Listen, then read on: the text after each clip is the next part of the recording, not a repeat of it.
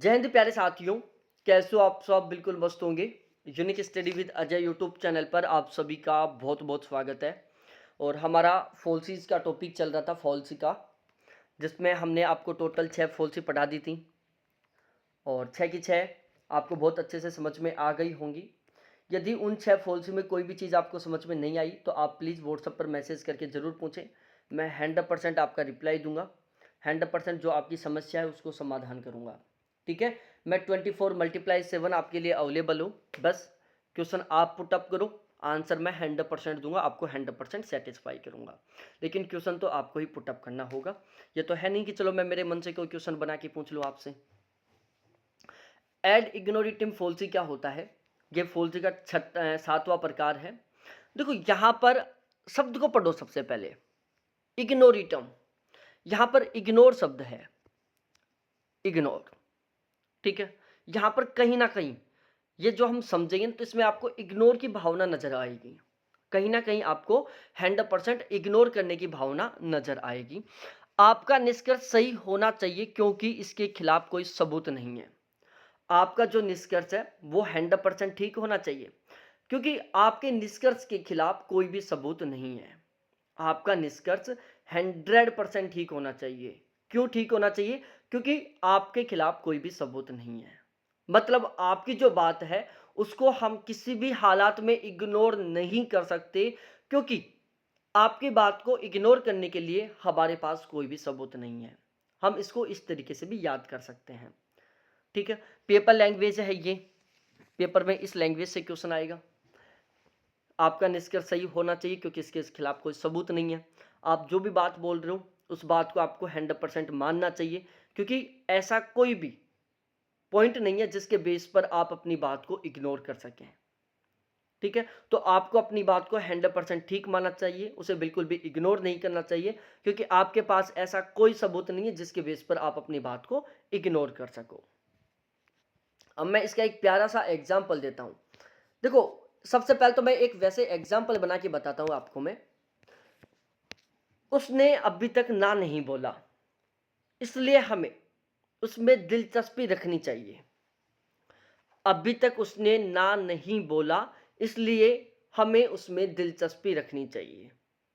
अब हम उसमें दिलचस्पी रख रहे हैं क्योंकि अभी तक उसने हमें इग्नोर करने के लिए कोई बात नहीं बोली। उसने अभी तक हमें ना नहीं बोला। जैसे वो ना बोल देगी हम मान लेंगे कि वो हम में बिल्कुल भी इंटरेस्ट नहीं लेती। हमें अब उसमें दिलचस्पी रखना छोड़ देना चाहिए। लेकिन अभी तक वो ना नहीं बोल रही तो हम क्या मानेंगे कि भाई उसका भी थोड़ा थोड़ा मन है, इसलिए हमें उसमें दिलचस्पी रखनी चाहिए। ठीक है ना? ये बात लड़का लड़की बहुत अच्छे से जानते होंगे। इस फॉल्सी से तो वो अपनी रियल लाइफ से भी गुजरे हुए होंगे। जब किसी को प्रपोज करते हैं तो ये सीन होता है ना कि यार 5-10 दिन से हम आपस में देख रहे हैं, आपस में वैसे बातें कर रहे हैं, उसको मेरे अंदर थोड़ा सा इंटरेस्ट है, इसलिए उसने अभी तक कोई रूटली तरीके से बातें नहीं की। उसने अभी तक कोई ऐसी बात नहीं की जिससे ऐसा लगे कि उसका मेरे अंदर इंटरेस्ट नहीं है। तो हो सकता है कि उसका मेरे अंदर भी इंटरेस्ट हो, वो बोल नहीं पा रही हो, इसलिए मेरे को खुद को उससे प्रपोज कर देना चाहिए। ऐसा होता है ना? ऐसा लड़कियों के साथ होता है, ऐसा लड़कों के साथ होता है। तो इसको हम क्या कहते हैं? इग्नोरेटम फॉल्सी कहते हैं। Ad ignorantiam fallacy. तो एड इग्नोरेटम फॉल्सी में क्या होता है कि अभी तक आपकी जो बात है ना वो 100% ठीक है क्योंकि अभी तक कोई ऐसा सबूत नहीं मिला जिसके बेस पर आप ये कह सको कि आपकी बात गलत है। हमें उसमें दिलचस्पी रखनी चाहिए क्योंकि अभी तक उसने हमें ना नहीं बोला।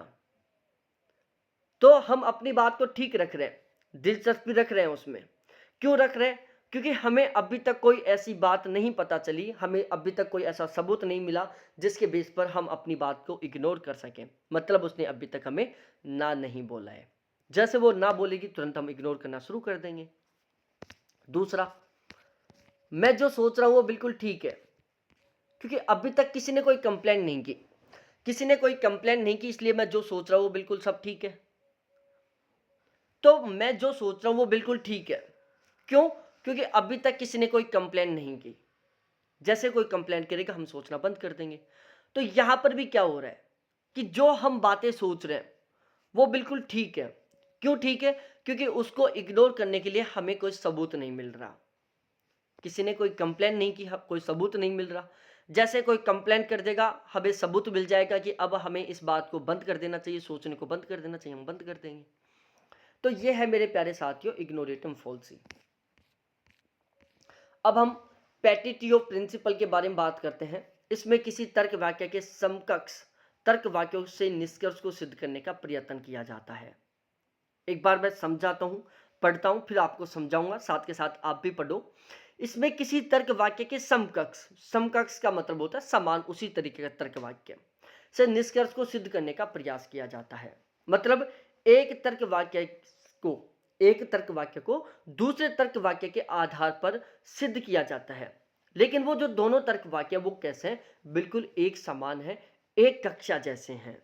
समकक्ष का मतलब है जैसे एक क्लास में जितने भी कैंडिडेट बैठे हुए वो सभी के सभी बिल्कुल समान हैं। तो इसमें एक तर्क वाक्य को दूसरे समकक्ष तर्क वाक्य के आधार पर सिद्ध करने की कोशिश की जाती है। अब इसको मैं आपको समझाने की कोशिश करता हूं। यहां ईश्वर के कार्य महान है के आधार पर हम ईश्वर को महान सिद्ध कर सकते हैं। ईश्वर के कार्य महान है, ईश्वर के कार्य महान है, इसके बेस पर हम ईश्वर को एक बहुत ही अच्छा इंसान सिद्ध करने की कोशिश कर रहे हैं। ईश्वर को हम एक बहुत ही नेक इंसान सिद्ध करने की कोशिश कर रहे हैं, क्योंकि ईश्वर क्या है? एक महान इंसान है। ईश्वर के जो काम है वो क्या है? बहुत महान है।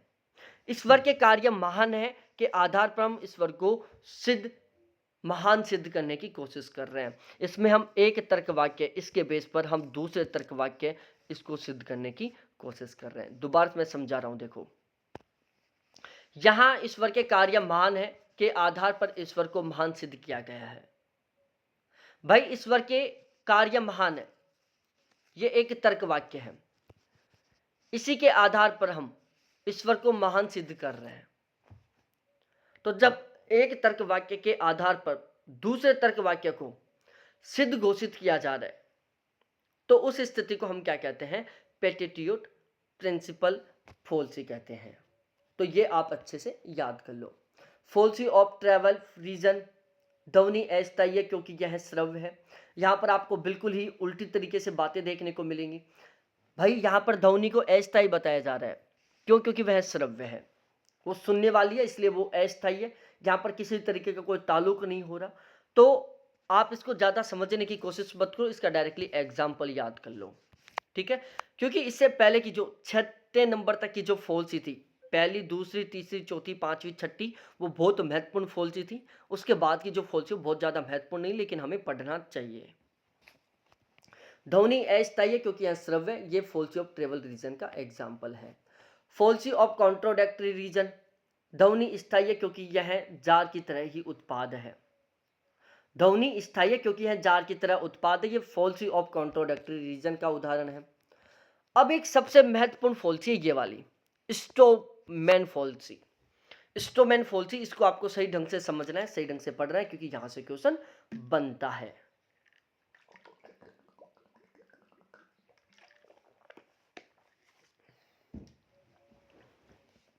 इस हेत्वाभास में प्रतिवादी की स्थिति को वास्तव में युक्ति संगत से अधिक अतिशय या अयुक्ति संगत के रूप में दर्शाया गया हो, तो इसे हम स्टोमैन फॉल्सी कहते हैं। कि हेत्वाभास में प्रतिवादी की स्थिति को वास्तव में युक्ति संगत से अधिक अतिशय या अयुक्ति संगत के रूप में दर्शाया जाता है, ठीक है? यदि प्रतिवादी की स्थिति को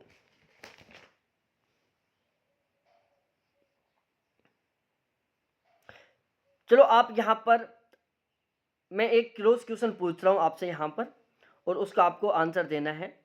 युक्ति संगत और अयुक्ति संगत का मतलब क्या है? बताओ प्यारे साथियों।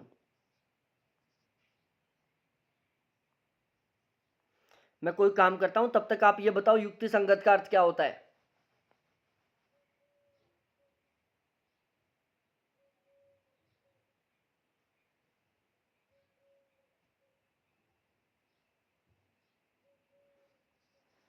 बताओ युक्ति संगत का मतलब क्या है?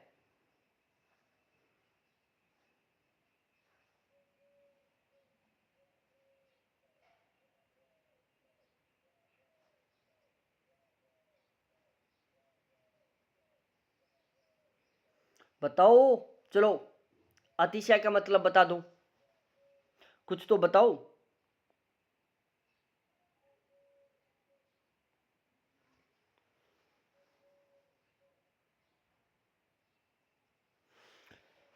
देखो मैं समझाता हूं, प्रतिवादी का मतलब बता दो, किसी का तो मतलब बताओ, प्रतिवादी का मतलब बता दो, युक्ति संगत का मतलब बता दो, अतिशय का मतलब बता दो।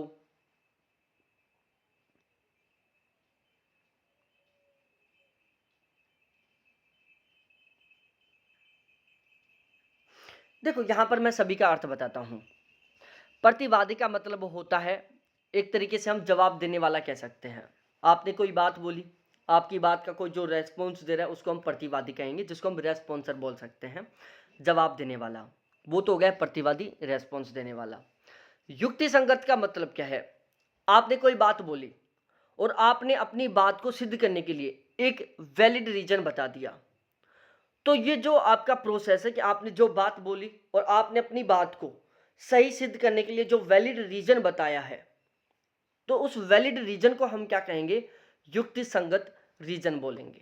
ठीक है, कि हमारी ये बात थी और इस बात को ठीक करने के लिए, बिल्कुल सही साबित करने के लिए हमने एक रीजन बताया और वो रीजन 100% वैलिड था, 100% उचित था। तो वो क्या है? युक्ति संगत है। और अतिशय का मतलब होता है बहुत ज्यादा, अत्यधिक। तो अयुक्ति संगत का मतलब क्या हुआ?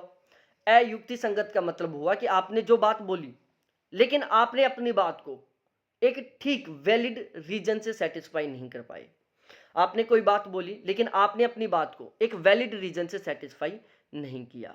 आपने कोई भी बात बोल दी और आपने उस बात का एक सही उचित रीजन नहीं बताया, तो उसको हम क्या बोलेंगे? अयुक्ति संगत बोलेंगे। तो युक्ति संगत, आपने कोई भी बात बोली और आपने अपनी बात का एक वैलिड रीजन बताया। अयुक्ति संगत, आपने कोई भी बात बोली लेकिन आपने अपनी बात को ठीक साबित करने के लिए एक उचित रीजन नहीं बताया। अतिशय का मतलब अत्यधिक, प्रतिवादी का मतलब जवाब देने वाला। ये इनके कीवर्ड के अर्थ थे। इस हेतुआभास में प्रतिवादी, रेस्पॉन्सर, जिसको हम क्या बोलेंगे कम्युनिकेशन की भाषा में, क्या बोलेंगे प्यारे साथियों? इसको हम डिकोडर, डिकोडर ही बोलेंगे ना।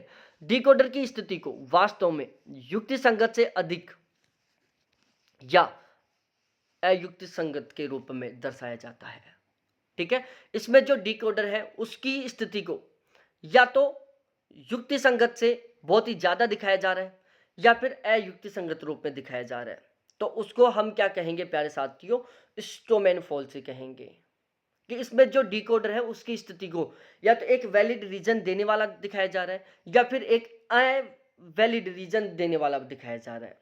कि भाई जो डिकोडर था उसने एक बहुत ही सही रीजन दिया या फिर डिकोडर ने एक सही रीजन नहीं दिया, दोनों स्थितियों में दिखाया जा रहा है, तो उसको हम स्टोमैन फॉल्सी कहेंगे। इसको आप ऐसे कैसे याद कर लो। स्लिपरी स्लोप क्या होता है? इस हॉस्पिटल में कुछ नर्स सफेद वस्त्र नहीं पहनती, कुछ चिकित्सक निजी प्रैक्टिस करते हैं, महंगी दवाइयां लिखते हैं, इसलिए इस हॉस्पिटल में घटिया गुणवत्ता स्तर का इलाज होता है। इसको हम स्लिपरी स्लोप क्या कहेंगे? फॉल्सी कहेंगे। ये एज इट इज क्वेश्चन आया था, मैंने वहां से इसको उठाया है।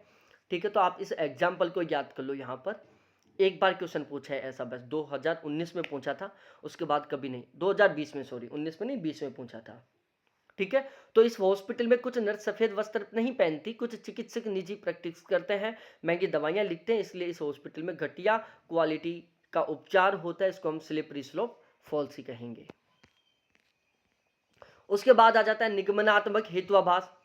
सार्वभौम तर्क वाक्य से दृष्टांत परक आधार वाक्य का अनुमान लगाया जाता है। ठीक है, तर्क की जिस प्रक्रिया में एक या एक से अधिक ज्ञात सामान्य कथनों के आधार पर एक निश्चित निष्कर्ष पर पहुंचा जाता है, तो उसे हम क्या कहते हैं प्यारे साथियों? निगमनात्मक हेतुआभास कहेंगे। ठीक है, ये बहुत ज़्यादा महत्वपूर्ण नहीं है निगमनात्मक हेतुआभास भी, तो आप चाहो तो इसको मत याद करना बाकी, लेकिन ये सारी चीज़ें इनको आपको अच्छे से याद करना है एज इट इज। तो इस तरीके से हमारा फॉल्सी का टॉपिक कंप्लीट होता है।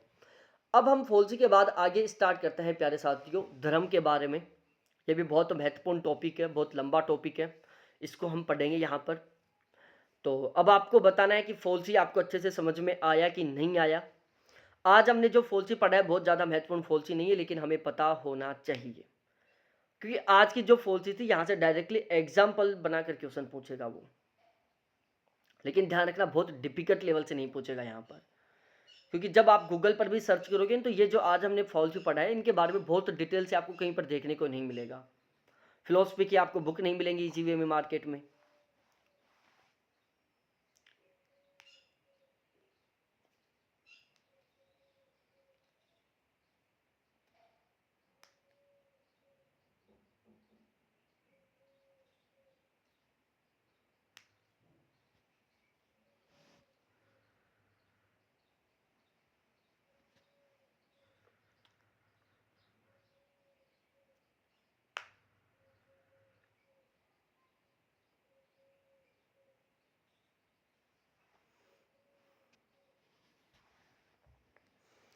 ये कहाँ की रुक गया।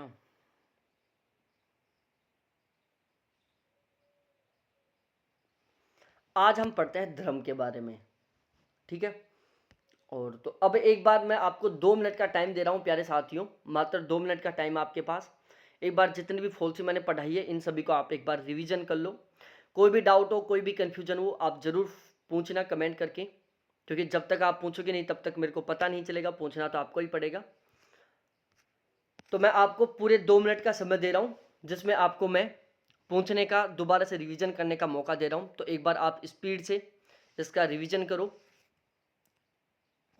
ठीक है। कल वाली क्लास को भी देखो, लास्ट का जो 6 फॉल्सी पढ़ाया था मैंने कल वाली क्लास में, उन 6 की 6 को एक बार रिवाइज करो। तो मैं आपको 2 से 3 मिनट का समय दे रहा हूँ, 2 से 3 मिनट का समय दे रहा हूँ। एक बार स्पीड से आप रिवीजन करो, जो कुछ ना समझ में आया हो एक बार ज़रूर पूछो, ठीक है। ऐसा नहीं कि चलो मैं बोल दिया और आप फिर कोई मोबाइल फ़ोन चलाने लग जाओ या कुछ वैसे करने लग जाओ, नहीं, रियलिटी में आपको रिवीजन करना है। तो आपका टाइम स्टार्ट है।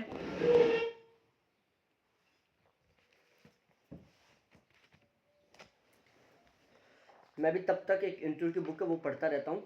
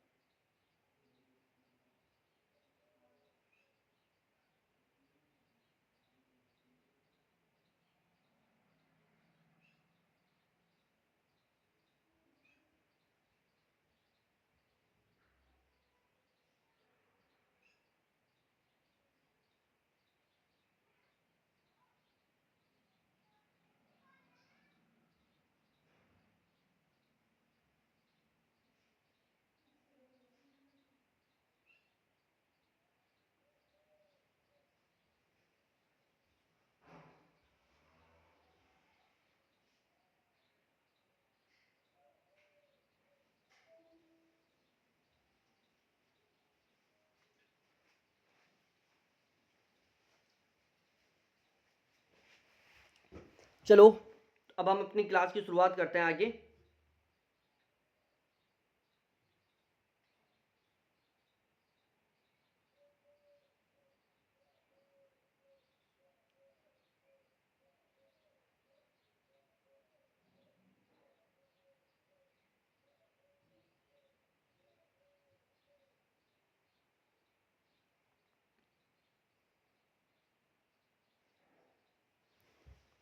चलो आ जाओ, अब हम वैशेषिक दर्शन के बारे में बात करते हैं कि दर्शन क्या होता है, क्या सीन होता है इसमें। देखो, वैशेषिक भारतीय दर्शनों में से एक दर्शन है। वैशेषिक भारतीय दर्शनों में से एक दर्शन है। इसके मूल प्रवर्तक ऋषि कणाद हैं। देखो प्यारे साथियों, एक एक पॉइंट टू पॉइंट पढ़ना है, हमें बहुत अच्छे से समझना है इसको। वैशेषिक भारतीय दर्शनों में से एक दर्शन है। इसके मूल प्रवर्तक कौन है? ऋषि कणाद महोदय हैं। वैशेषिक दर्शन भारतीय दर्शन के 6 स्कूलों में से एक स्कूल है। जो वैशेषिक दर्शन है भारतीय दर्शन के 6 स्कूलों में से एक स्कूल है। वैशेषिक शब्द विशेषा से लिया गया है, जिसका अर्थ है भेद या विशिष्ट, विशेषता या विशिष्टता। यह आपको बहुत सही ढंग से ध्यान रखना है।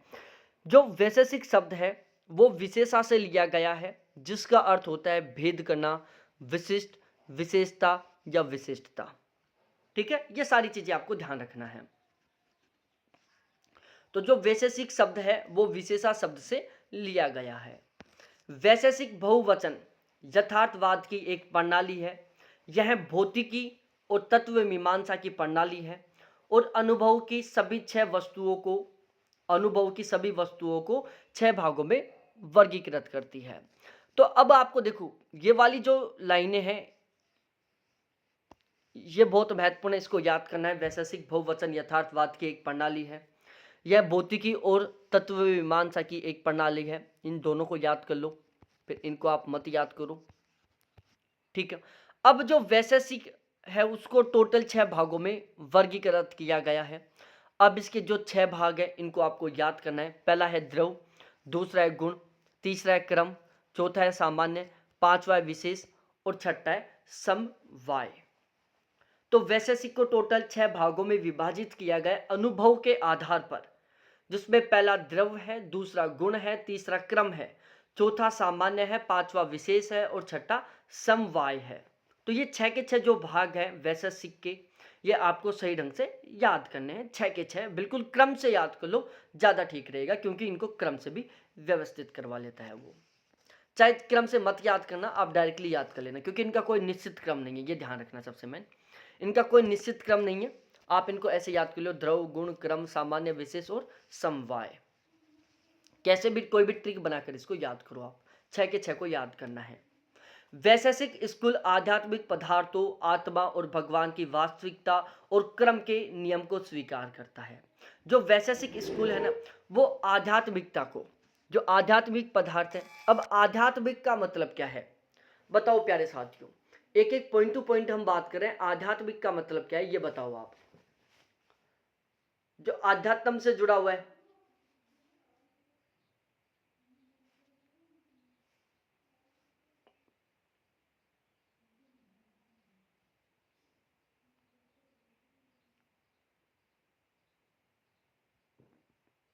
आध्यात्मिक का मतलब है ऐसा व्यक्ति या ऐसा पदार्थ जो आत्मा से संबंध रखता है। ठीक है, जो परमात्मा से संबंध रखता है, जो आत्मा परमात्मा से संबंध रखता है, वो क्या है प्यारे साथियों? आध्यात्मिक है। आत्मा और भगवान की वास्तविकता और क्रम के नियम को स्वीकार करता है। जो वैशेषिक स्कूल है ना, वो आध्यात्मिक पदार्थों, जो आत्मा परमात्मा से जुड़े हुए पदार्थ हैं, आत्मा और भगवान की वास्तविकता कि भाई आत्मा भी है और भगवान भी है, और क्रम के नियम, इन तीनों को स्वीकार करता है। तो जो वैशेषिक स्कूल है, जो वैशेषिक दर्शन है, वो प्यारे साथियों आध्यात्मिक पदार्थ को भी स्वीकार करता है, आत्मा और भगवान की वास्तविकता को भी स्वीकार करता है, इसके अलावा क्रम के नियम को भी स्वीकार करता है। यह भौतिकवाद नहीं है बल्कि परमाणुवाद है। अब ये आपको ऐसे कैसे लाइन याद कर लेनी है कि जो वैशेषिक दर्शन है वो भौतिकवाद का समर्थन करता है, परमाणुवाद का समर्थन नहीं करता। क्योंकि यदि मैं इन दोनों शब्दों का आपको अर्थ बताऊंगा, भौतिकवाद, परमाणुवाद, आप इजी वे में नहीं समझ पाओगे, बहुत सारा डिटेल से पढ़ना पड़ेगा इन दोनों शब्दों के बारे में। ठीक है, इतना कुछ हमें पूछता नहीं है, डायरेक्टली यहाँ से स्टेटमेंट टाइप का क्वेश्चन बनेगा कि वैशेषिक दर्शन भौतिकवाद का समर्थन नहीं करता बल्कि परमाणुवाद का समर्थन करता है। यह स्वतंत्र है और इसके अपने तर्क, महामारी, विज्ञान, तत्वमीमांसा, रूढ़िवादिता और नैतिकता है। जो वैशेषिक दर्शन है उसके खुद के अपने तर्क हैं, ठीक है, उसका खुद का विज्ञान है, उसका खुद का तत्वमीमांसा है, उसकी खुद की रूढ़िवादिता है, उसकी खुद की नैतिकता है। यहाँ से ध्यान रखना, स्टेटमेंट टाइप का क्वेश्चन बन सकता है कि वैशेषिक दर्शन की निम्नलिखित में से कौन कौन सी विशेषताएं हैं। हिंदू धर्म के 6 प्रमाणों में से वैशेषिक दर्शन केवल प्रत्यक्ष और अनुमान को स्वीकार करता है। सबसे महत्वपूर्ण बात है प्यारे साथियों, यहाँ से सबसे ज्यादा चांस है क्वेश्चन बनने का कि हिंदू धर्म के 6 प्रमाणों में से वैशेषिक दर्शन कौन कौन से प्रमाणों को स्वीकारता है। रिपीट कर रहा हूं प्यारे साथियों कि हिंदू धर्म के 6 प्रमाणों में से वैशेषिक दर्शन कौन कौन से प्रमाणों को स्वीकारता है, कौन कौन से प्रमाणों को स्वीकार करता है। जिसमें पहला है प्यारे साथियों प्रत्यक्ष और दूसरा है अनुमान, जिनको वैशेषिक दर्शन स्वीकार करता है। ठीक है, तो हिंदू धर्म के टोटल 6 प्रमाण है, उन 6 प्रमाणों में से वैशेषिक दर्शन है जो केवल और केवल अनुमान और प्रत्यक्ष इन 2 प्रमाणों को ही स्वीकार करता है। अब हिंदू धर्म के 6 प्रमाण कौन कौन से हैं ये भी आपको पता होना चाहिए। तो प्यारे साथियों, पहला है प्रत्यक्ष, दूसरा है अनुमान, तीसरा है शब्द, चौथा है उपमान, पांचवा है अर्थोपति और छठा है अनुपलब्धि। तो हिंदू धर्म में ये टोटल 6 प्रमाण है। पहला प्रत्यक्ष है, दूसरा अनुमान है, तीसरा शब्द है, चौथा उपमान है, पांचवा अर्थोपति है, छठा अनुपलब्धि या अभाव है।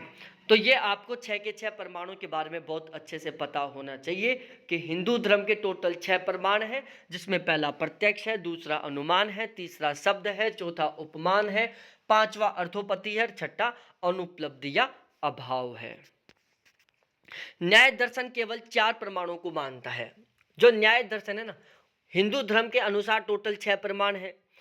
हिंदू दर्शन के 6 प्रमाणों में से जो वैशेषिक दर्शन है वो केवल 2 को मानता है। पहला अनुमान हो गया, दूसरा प्रत्यक्ष हो गया। न्याय दर्शन केवल 4 ही प्रमाण मानता है। वो कौन कौन से हैं? प्रत्यक्ष है, अनुमान है, उपमान है और शब्द है। ठीक है, प्रत्यक्ष, अनुमान, उपमान और शब्द। वो अनुपलब्धि और अर्थोपति दोनों को नहीं मानता है। हिंदू धर्म में टोटल 6 प्रमाण है। न्याय दर्शन केवल 4 प्रमाणों को मानता है। वैशेषिक दर्शन केवल 2 प्रमाणों को मानता है। अब सबसे पहले हम बात करते हैं प्रत्यक्ष के बारे में कि प्रत्यक्ष क्या है। प्रत्यक्ष का अर्थ है आंतरिक और बाह्य दोनों का बोध होना। यह संवेदी अंगों और मन के माध्यम से प्राप्त करता है। प्रत्यक्ष का मतलब है कि जो ज्ञान हमें अपने संवेदी अंग और मन के द्वारा प्राप्त होता है वो ज्ञान प्रत्यक्ष ज्ञान होता है। जैसे हम एक किताब उठा के देखते हैं, वो किताब को हम देख रहे हैं हाथ में लेकर, तो वो क्या है? हमारा प्रत्यक्ष ज्ञान है जो हमें अपनी संवेदियों से भी प्राप्त हो रहा है और हमारे मन से भी प्राप्त हो रहा है। हम एक चलते हुए एरोप्लेन को देख रहे हैं।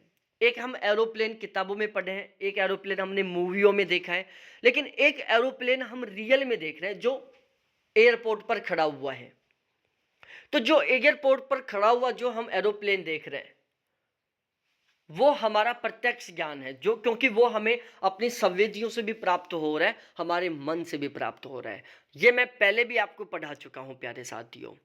अनुमान क्या है? अनुमान का अर्थ है अनुमान जो अवलोकन और पिछले सत्य के आधार पर सत्य को स्वीकार करता है। भाई अनुमान मैं डीपली तरीके से पढ़ा चुका हूं, वहां से जाकर ये अनुमान अच्छे से देख लेना, सारा सब कुछ आपको पता चल जाएगा। अनुमान का जो आधार होता है ना वो पूर्व अनुभव होता है। यहां पर मैं ये बता देता हूं जिससे आपको थोड़ा सा याद आ जाएगा कि सच में मैं पढ़ा चुका हूं। लगभग 1 से 1.5 क्लास हुई है हमारे अनुमान के ऊपर। अनुमान के बहुत सारे टाइप्स थे, वो भी हमने पढ़ाया है। ठीक है, तो अनुमान का सबसे बड़ा आधार होता है आपके पूर्व अनुभव। अब हम बौद्ध धर्म के बारे में बात करते हैं। बौद्ध शिक्षा ने सभी को शिक्षा प्रदान करने की कोशिश की है। पहली बात, बौद्ध धर्म का सबसे मुख्य उद्देश्य था कि सभी को शिक्षा प्राप्त करनी चाहिए। नालंदा, तक्षशिला, विक्रमशिला, वल्लभ, ओदंतपुरी, नादिया, अमरावती, नगहल्ला, सारनाथ जैसे शिक्षा के अंतर्राष्ट्रीय केंद्रों के लिए बौद्ध युग एक महान युग था। ठीक है। बौद्ध धर्म के प्रमुख शिक्षण संस्थान कौन कौन से हैं? क्वेश्चन ऐसे भी बन सकता है कि बौद्ध धर्म के प्रमुख शिक्षण संस्थान कौन कौन से थे? तो नालंदा है, तक्षशिला है, विक्रमशिला है, वल्लभ है, ओदंतपुरी है, नादिया है, अमरावती है, नगहल्ला है, सारनाथ है। ये सभी के सभी जो विश्वविद्यालय हैं, जो अंतर्राष्ट्रीय शिक्षण केंद्र हैं, वो किससे जुड़े हुए हैं मेरे प्यारे साथियों? बौद्ध धर्म से जुड़े हुए हैं। ये बौद्ध धर्म की शिक्षा देते थे। बौद्ध धर्म को दर्शाने वाली कुछ अवधारणाएं हैं। अब देखो, इन सभी को याद करना है आपको, इनका कोई ऑप्शन नहीं है भाई। लॉजिकल रीजनिंग बहुत ज़्यादा डिफिकल्ट क्यों है? हर किसी को सही ढंग से समझ में क्यों नहीं आती? क्योंकि इसमें हमें बहुत सारी चीज़ें याद करना पड़ता है। इसमें ऐसे ऐसे शब्द हैं जो हमारे सही ढंग से पढ़े ही नहीं जाते। अब उनको याद करना है, वो थोड़ा सा डिफिकल्ट तो होगा ही।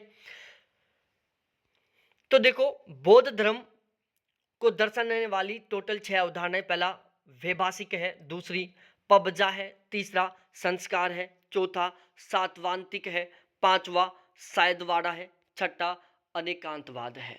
तो बौद्ध धर्म को दर्शाने वाली ये टोटल 6 अवधारणाएं हैं। वैभाषिक है, पबजा है, संस्कार है, सौतांतिक है, सायदवाड़ा है और अनेकांतवाद है। ये टोटल 6 अवधारणाएं हैं जो बौद्ध धर्म को दर्शाने का काम करती हैं। बौद्ध धर्म ऐसा दर्शन है जिसका प्रसार भारत में उनकी मृत्यु के बाद में भी किया गया था। ठीक है, तो आप इस लाइन को मत याद करना, बहुत ज्यादा महत्वपूर्ण नहीं है ये। बौद्ध धर्म का मूल 4 महान सत्य की शिक्षा में शामिल है। बौद्ध धर्म का जो मूल है वो 4 महान सत्यों में शामिल है। बौद्ध धर्म के मूल 4 सत्य क्या क्या हैं? पहला, सत्य का दुख, जिसको हम दुख कह सकते हैं। सत्य का कारण, जिसको हम समुदाय कह सकते हैं।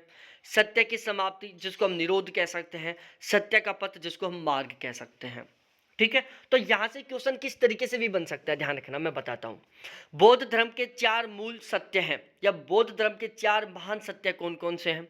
हो सकता है ये 4 लिख दे, 2 और लिख दे, उनसे हमें छठवाले की 4 कौन कौन से हैं तो हमें याद होगा, तब भी छांट पाएंगे। हो सकता है ऐसे लिख दे, 1 2 3 4 और 2 इसी तरीके के और शब्द लिख दे, 6 हो गए। अब उनमें से 4 को छठवा ले। तो हमें इन सभी को याद करना है। ठीक है, ये बात आपको अच्छे से ध्यान में रखनी है। मार्ग के सत्य को आमतौर पर आर्य अष्टगिम मार्गों के रूप में वर्णित किया जाता है। कुछ बुकों में मार्ग के सत्य को 3 समूह में विभाजित किया गया है। पहला है ज्ञान, जिसको हम प्रज्ञा कहते हैं। दूसरा है नैतिकता, जिसको हम शीला कहते हैं। तीसरा है ध्यान, जिसको हम समाधि कहते हैं। ठीक है, तो मार्ग के सत्य को आमतौर पर आर्य अष्टगिम मार्गों के रूप में वर्णित किया गया है। कुछ बुकों में मार्ग के सत्य को 3 समूहों में विभाजित किया गया है। पहला है ज्ञान, जिसको हम प्रज्ञा कहते हैं। दूसरा है नैतिकता, जिसको हम शीला कहते हैं। तीसरा है ध्यान, जिसको हम समाधि कहते हैं। फॉनयान, हवेनसान, धर्मस्वामी और लामा आदि विद्वान सत्य ज्ञान की खोज के लिए भारत आए थे। ठीक है भाई, फोन हान और हवेनसान से कई बार क्वेश्चन बन चुका है, जिसमें फोन ज्ञान से तो बहुत सारी बार क्वेश्चन बन चुका है। ठीक है, तो सत्य के ज्ञान के लिए भारत कौन कौन से विद्वान आए थे? फॉनयान आया था, हवेनसान आया था, धर्मस्वामी आया था और लामा आया था। तो फॉनयान, हवेनसान, धर्मस्वामी और लामा चारों के चारों विद्वान भारत आए थे, किसके लिए? सत्य के ज्ञान के लिए।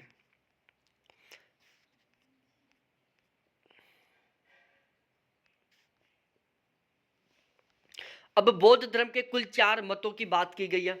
बौद्ध धर्म में कुल 4 मतों की बात की गई है। अब हम इन चारों के चारों मतों को समझने की कोशिश करते हैं। पहला होता है वैभाषिक मत। यहाँ से क्रॉस मैचिंग का क्वेश्चन बन सकता है प्यारे साथियों। अब क्रॉस मैचिंग का कैसे बनेगा? चारों के चारों मत यहाँ लिख दिए जाएंगे, इनकी विशेषता यहाँ लिख दी जाएगी, आपस में मैच करवाया जाएगा। सबसे पहले हम बात करते हैं वैभाषिक मत। बाह्य वस्तुओं की सत्ता तथा स्वलक्षणों के रूप में उनको प्रत्यक्ष मानता, अतः उसे बाह्य प्रत्यक्षवाद या सार्वभौमिकवाद कहते हैं।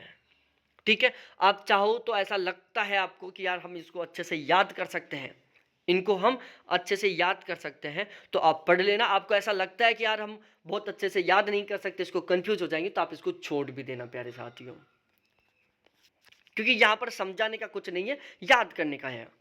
सैद्धांतिक मत, सैद्धांतिक मत के अनुसार पदार्थों का प्रत्यक्ष नहीं अनुमान होता है, अतः इसे बाह्यानुमेयवाद कहते हैं। ठीक है, यहां पर क्या होता है प्यारे साथियों, वस्तुओं प्रत्यक्ष रूप में नहीं होती बल्कि वस्तुओं का अनुमान लगाया जाता है। जो सैद्धांतिक मत है इसमें वस्तुएं प्रत्यक्ष रूप में नहीं होती बल्कि वस्तुओं का केवल और केवल अनुमान लगाया जाता है। योगाचार मत, योगाचार मत के अनुसार बाह्य पदार्थों की सत्ता नहीं है, हमें जो कुछ दिखाई देता है वह विज्ञान मात्र है। योगाचार मत विज्ञानवाद कहलाता है। ठीक है, तो योगाचार मत क्या है प्यारे साथियों, योगाचार मत के अनुसार बाह्य पदार्थों की सत्ता नहीं है। योगाचार मत के अनुसार प्यारे साथियों बाह्य पदार्थों की कोई सत्ता नहीं है, हमें जो कुछ दिखाई देता है वह केवल और केवल विज्ञान है। योगाचार मत क्या है मेरे प्यारे लाडलो, विज्ञानवाद है। उसके बाद हम बात करते हैं माध्यमिक मत। माध्यमिक मत के अनुसार विज्ञान भी सत्य नहीं है, सब कुछ शून्य है। शून्य का अर्थ है निरस्वभाव है, निस्वरूप है, अनिर्वचनीय है। शून्यवाद का यह शून्य वेदांत के बाह्य के बहुत निकट आ जाता है। ठीक है, तो माध्यमिक मत क्या बोलता है, माध्यमिक मत के अनुसार विज्ञान भी सत्य नहीं है, सब कुछ शून्य है। बस इतना याद कर लो कि माध्यमिक मत क्या कहता है कि विज्ञान भी सही नहीं है, सब कुछ शून्य है। ये कौन बोलता है, माध्यमिक मत बोलता है। तो इस तरीके से प्यारे साथियों ये चार के मत थे, इनकी विशेषताएं। दुख से मुक्ति बौद्ध धर्म का सदा से मुख्य उद्देश्य रहे, क्रम ध्यान एवं प्रज्ञा इसके साधन रहे हैं। तो बौद्ध धर्म के 3 साधन हैं, पहला क्रम, दूसरा साध्य, तीसरा प्रज्ञा।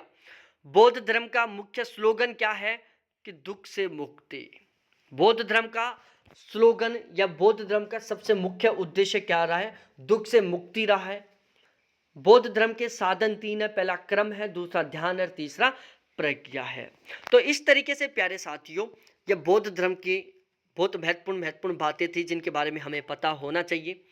आगे और भी कुछ पढ़ेंगे, कल वाली क्लास में हम सभी के सभी धर्मों को कंप्लीट कर लेंगे। ठीक है, उसके बाद हमारा लॉजिकल रीजनिंग कंप्लीट हो जाएगा, एक क्लास और बनेगी, फिर उसको भी हम कंप्लीट करवाएंगे जिसमें हम प्रीवियस ईयर क्वेश्चनों के बारे में बात करेंगे। बहुत बहुत धन्यवाद आप सभी को देखने के लिए, थैंक्स बाय मेरे प्यारे साथियों। फिर मिलते हैं हम कल वाली क्लास में पूरे एनर्जी के साथ, पूरे मोटिवेशन के साथ, पूरे डेडिकेशन के साथ।